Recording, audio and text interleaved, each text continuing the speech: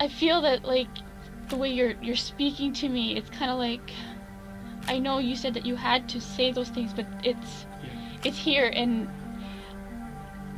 I've already said it to the special victims yesterday, but there's, like, ideas in my head. Yeah. And I'm afraid to say it out loud. Where are you, ma'am? Please just don't tell me. I don't know where my parents are. Ma'am, calm down. What? Some people broke into our house and tried to show us all his money. And I can hear my parents yelling downstairs. Please send me home. Ma'am, where are you? What? Avenue. Avenue Road. Yes. Can you spell the name for me, please? Dad. When a terrified young woman calls the police to report a home invasion and murder, few people would ever suspect her of dishonesty. But with horrific crimes like this, things aren't often as simple as they seem. On the 8th of November 2010, 3 armed men stormed into the Pan family home in the affluent suburban district of Unionville in Markham, Ontario. They brandished their guns at Jennifer Pan's terrified parents, Han and Bick, and ransacked the house, demanding all the money they had. After grabbing all the valuables they could find, the burglars forced Bick and Han into the basement, where both of them were shot several times. Though Bick was killed instantly, Han narrowly survived his wounds and was rushed to Markham Stouffville Hospital, later being airlifted to a trauma unit at Sunnybrook Hospital, Toronto. When she first made contact with authorities, Jennifer Pan behaved exactly as anyone would expect. She was in a state of shock and extreme distress, though she managed to maintain her composure while recounting her version of events. Later, investigators would uncover holes in Jennifer's story, which showed that she wasn't the innocent victim she seemed to be, and had in fact planned the murder as part of a cold-blooded scheme to get a payout from her parents' life insurance. Now I want you to sort of take yourself back to earlier on today, yesterday, meaning the 8th of November. Like most witness interviews, Jennifer's began with a detective asking her to recount her experience of the day of the murder.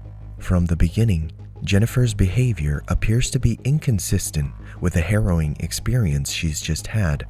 Early on in the interview, she bizarrely refers to the intruders as gentlemen, behaving much more like a person reciting a rehearsed statement rather than slowly coming to terms with a living nightmare. And then, for some reason, I think one of the gentlemen asked my father if he had money in his wallet and where his wallet was. They kept all the lights off on the main floor.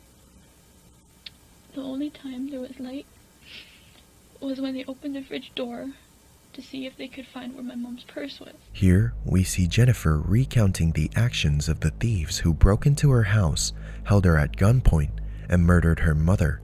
Though she certainly appears to be upset, she manages to maintain her composure to a remarkably high level. Considering that this was mere hours after the home invasion, she's able to recall the events calmly and logically, without weeping or blurting out details in a more distressed or disordered fashion. This immediately arouses the suspicion of the detective. Throughout this initial interview, Jennifer is able to approach her situation with the same strange degree of calmness, often switching back to almost theatrical displays of sadness, as if she's abruptly remembering the role that she's meant to play. Basically, they had made the first round, or pop, and they had said, okay, that's enough.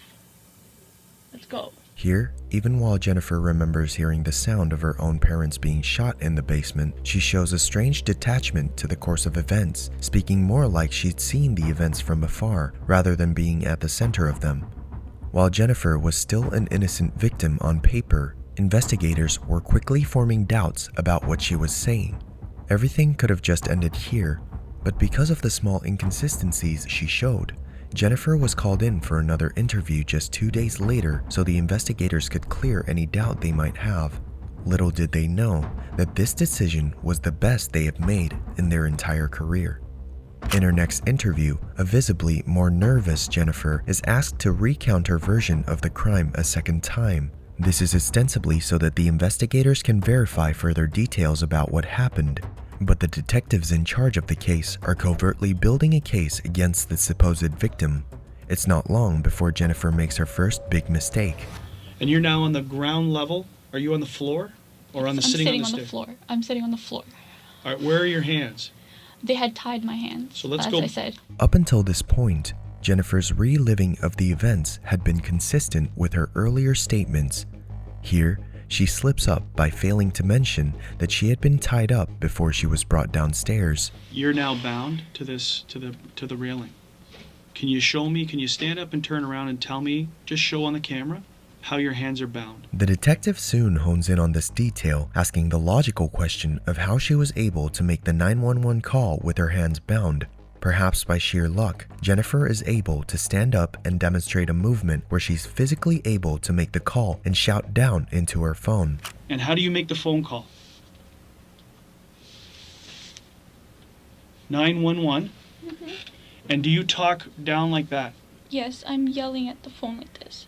Though this part of Jennifer's story is just about feasible, she soon gives the detectives another inconsistency to work off of, recounting what happened after the intruders left the house. Once the door closed, I heard my father. He ran up the stairs and all I could hear was moaning. Dad. Once I heard him starting to move, that's when I pulled out the phone and I was trying to call 911. The investigators know that the chronology here isn't accurate. On the recording of the 911 call, we can hear the exact moment where she realizes her dad has survived the attack, prompted by his panicked cries from somewhere far away from her. At this point, the investigators' line of questioning changes, delving deep into Jennifer's past and asking her about her personal life. This is where she reveals a hostile and tumultuous relationship with her parents, characterized by their high academic expectations of her and excessive involvement in her relationships bordering on abuse. Did your mom know that you weren't going to university? No. And from 17 to 20, 21, they didn't know about the relationship. Through their interviews, detectives soon learned that Jennifer had lied constantly to her parents as a reaction to their extremely overbearing method of parenting. She had forged her high school report cards, then an acceptance letter from the University of Toronto.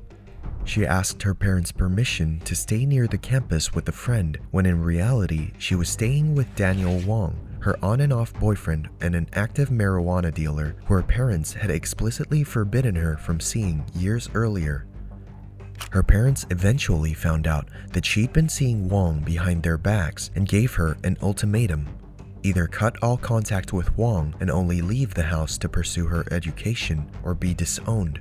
After a lifetime of living under impossible expectations, this was the last straw that pushed Jennifer over the edge. With the help of Daniel Wong, Jennifer enlisted the help of two men, David Milvaganam and Eric Carty, to stage a violent burglary, instructing them to ransack the home and murder her parents. Jennifer would unlock the front door to allow them entry. The wanton brutality with which the burglars attacked Jennifer's parents, compared to the fact that she'd been left unscathed, would become a focal point for the detectives heading the investigation. After building a rapport with the suspect, the detectives are closing in on a point where they can pull the trigger by confronting Jennifer about how she'd been lying to them. At this point, Jennifer's father had recovered from a comatose state and had been able to give investigators his own version of events which conflicted with his daughter's. This was mostly centered around his recollection that she wasn't tied up at all and had been walking around freely while speaking to the supposed intruders. Now, do you think there's any reason why they tied you up and didn't tie your parents up?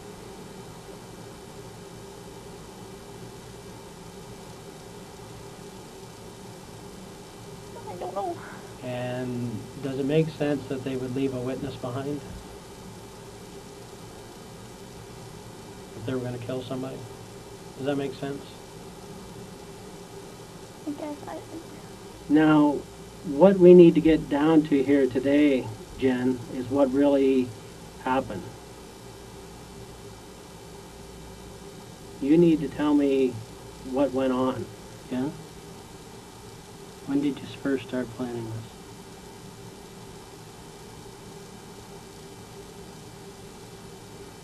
When was the final straw? What was the final straw? With enough information to know that Jennifer was involved in the crime, all that's left to do is to extract the precise details of her involvement. Jennifer continues to lie here and avoid incriminating questions as much as possible. It's a similar situation to when she was first brought in for questioning, with the investigators aiming to lock her into as convoluted a lie as possible and keep laying on the pressure until she finally admits the truth, that she enlisted a supposed hitman in a plot to kill her parents. Okay. So who did you get to do this then?